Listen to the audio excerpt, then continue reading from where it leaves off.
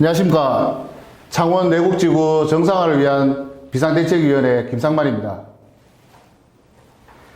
이번 조합총회에 상정된 안건은 단 하나입니다. 바로 환지개인가족권 제12, 13항을 삭제하는 것입니다. 환지개인가족권 제12, 13항이 어떤 내용인지 모르는 분들이 있을 텐데, 창원시에서 채비지를 매각하거나 현물로 지급하기 전에 담보로 제공하지 못하도록 하는 내용입니다. 다시 말해 이번 조합총회에서 환지개인가족권 제12, 13항을 삭제하기로 의결하면 조합원 재산인 채비지를 담보로 제공하고 대출을 받는 것이 가능해진다는 뜻이죠. 실제 조합은 총회 자료에 환지개인가족권 제12, 13항을 삭제하면 채비지를 담보로 대출받아 사업비로 충당한다고 분명히 밝히고 있습니다. 조합과 일봉 사이의 위수탁 계약을 보면 일봉이 사업비를 전액 대여하도록 되어 있습니다. 여기서 일봉이 사업비를 대해 사업을 진행하면 되는데 왜 조합원 재산인 채비지를 담보 제공해 사업비를 조달해야 되는지 의문이 생기지 않으세요? 심지어 조합원 재산을 담보로 제공하고 대출 받으려고 시도하는 것이 처음도 아닙니다. 환지 인가도 나기 전에 이미 예정 채비지를 담보로 해서 일봉이 120억 원을 대출을 받아갔죠. 이 돈이 어떻게 쓰였는지도 조합원들은 정확히 알지도 못하는 상황입니다. 만약 채비지를 담보로 대출을 받게 되면 이자 등 비용이 발생하죠. 지금 일봉은 자본금이 13억 원밖에 되지 않고 실제 사업비로 대여한 금액이 파악도 안 되는 회사입니다. 이자 등 비용을 갚지 못하면 어떻게 되죠? 조합원 재산인 사업부지가 경매나 공매에 넘어가게 됩니다. 실제로 다른 도시개발 사업에서도 비슷한 사례가 많았죠. 이자만 잘 갚으면 되냐? 그것도 아닙니다. 채비지를 담보로 충분히 대출을 받으려면 이후 사업이 완료됐을 것을 전제로 대출을 받아야 하는데 이런 대출을 PF 대출이라고 부릅니다. 이때 사업이 완료됐을 것을 전제로 돈을 빌려주기 때문에 일정 기간 내에 공사가 완료되지 못하면 금융기관이 사업부지를 경매나 공매에 넣게 됩니다.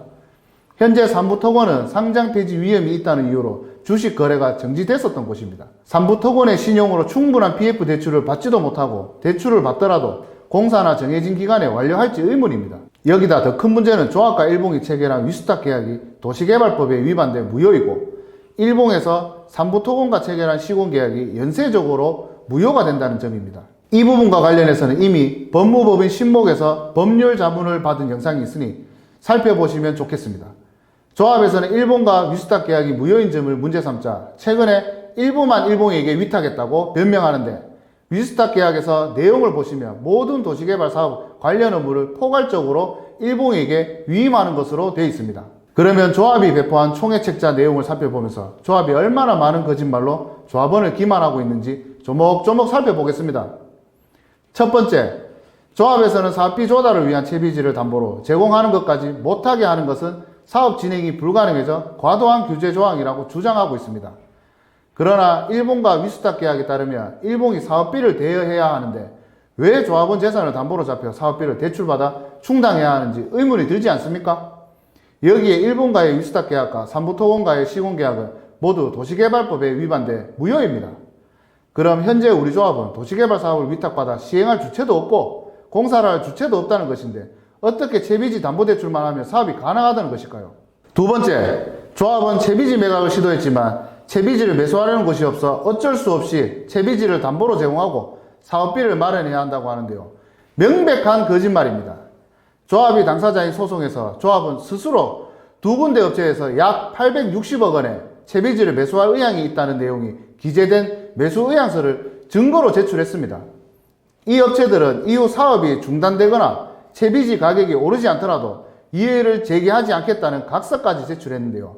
그런데도 조합은 채비지를 살 사람이 없어 어쩔 수 없이 채비지를 담보로 잡혀 사업비를 마련해야 한다고 조합원들을 기만하고 있는 것입니다. 왜 굳이 조합은 채비지를 담보로 대출을 받으려고 할까요? 채비지를 팔아서가 아니고 일본과 조합에서는 여러 차례 채비지는 일본 것이라고 조합원들을 가스라이팅하고 있습니다. 그런데 지금 채비지는 미개발 상태 아닙니까? 땅값이 저렴하죠. 그런데 나중에 사업이 완료되고 나면 어떻죠?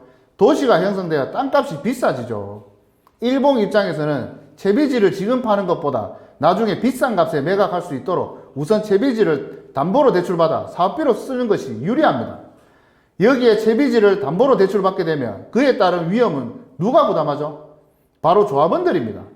담보대출에 대한 위험은 조합원들이 부담하고 담보대출로 인한 이익은 일봉이 가져가는 이상한 구조죠. 세 번째, 조합은 채비지 매각 대금만으로는 착공이 어렵다고 주장하는데 채비지 담보로 대출받으면 도대체 얼마나 받을 수 있습니까? 충분히 사업비 충당이 됩니까? 현재 조합에서는 정확한 사업비를 공개하지 않고 있어요.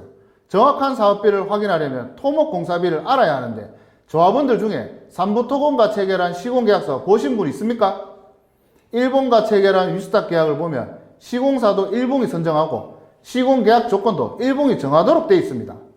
왜 이런 것들을 일본이 정해야 하죠? 현재 채비지 가치로 담보대출을 받으면 아까 채비지 매수의향서 보셨죠? 사업비 충당할 만큼 대출 어렵습니다. 그러면 사업이 완료됐을 때를 기준으로 PF 대출을 받아야 대출 금액이 많아지는데 PF 대출을 받으려면 시공사가 보증을 서는 절차가 반드시 필요합니다. 그런데 삼부토건 지금 어떤 상황이죠? 상장 폐지 우려가 있다고 주식 거래까지 정지됐던 회사입니다. 결국 충분한 사업비 대출은 여전히 어렵다는 것이고, 일단 이번에 채비지 담보로 대출을 받으면 조합원 입장에서는 채비지 담보 대출에 관한 위험성을 떠안게 되니까 나중에 사업비가 더 늘어난다고 하면 결국 조합원 환지까지 담보대출 받아 각출해야 하는 상황이 발생할 수 있습니다.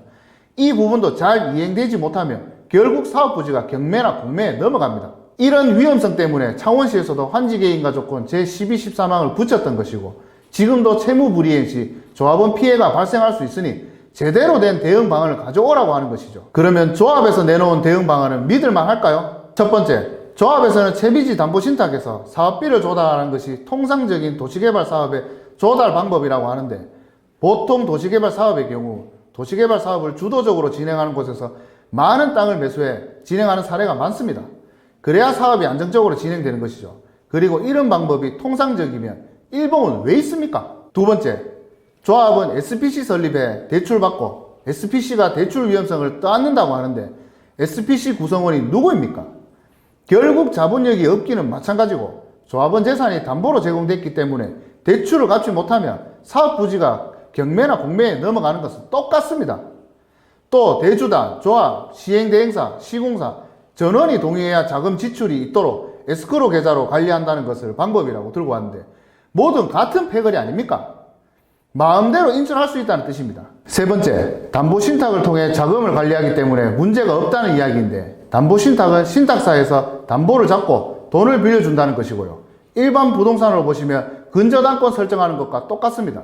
담보신탁을 하게 되면 신탁회사가 우선 수익자가 되는 것이고요. 신탁사는 나중에 사업부지가 경매나 공매로 넘어가면 신탁수수료 충분히 받고 담보 잡고 빌려준 돈 회수하면 되는 것입니다. 자금 집행도 대주단, 조합, 시행대행사, 시공사가 날인해서 청구하면 하도록 신탁계약서에 돼 있어요. 담보신탁의 자금 출금의 기본 행위가 대주단, 조합, 시행대행사, 시공사가 모두 날인해야만 출금이 됩니다. 조합이 안전장치로 마련했다는 것은 모두 거짓말입니다. 조합에서는 막연히 채비지 담보대출을 받아야만 사업비 조달에 착공이 가능하다고만 하고 있는데 이미 일본과 위스탁 계약이 무효이고 삼부토건과의 시공계약이 무효인데 어떻게 착공을 하겠다는 것인지 의문입니다. 또 일본이 사업비를 대여하도록 되어 있는데 왜 조합원 재산인 채비지 담보대출로 사업비를 조달해야 하는지도 모르겠습니다. 이런 상황에서 우리 조합원들이 내 재산을 지키기 위해서는 정신을 똑바로 차려야 합니다. 조합이 원하는 대로 환지개인가 조건 제12, 13항 삭제하도록 해주면 우리 사업부지 통경매 넘어가는 일 발생할 수 있습니다. 이번 총회에 절대 서면결의서 작성해 주시면 안 됩니다. 이미 서면결의서 작성하신 분들은 얼른 철회서 작성하셔서 조합과 비산대책위원회에 보내주세요. 반대표도 던지시면 안 됩니다. 총회가 성원이 되지 못하도록 막고 얼른 사업을 정상화시켜야 합니다. 조합의 거짓말에 더 이상 속지 마시고 궁금한 점이 있으시면 꼭 비상대책위원회에 확인해 주시기 바랍니다.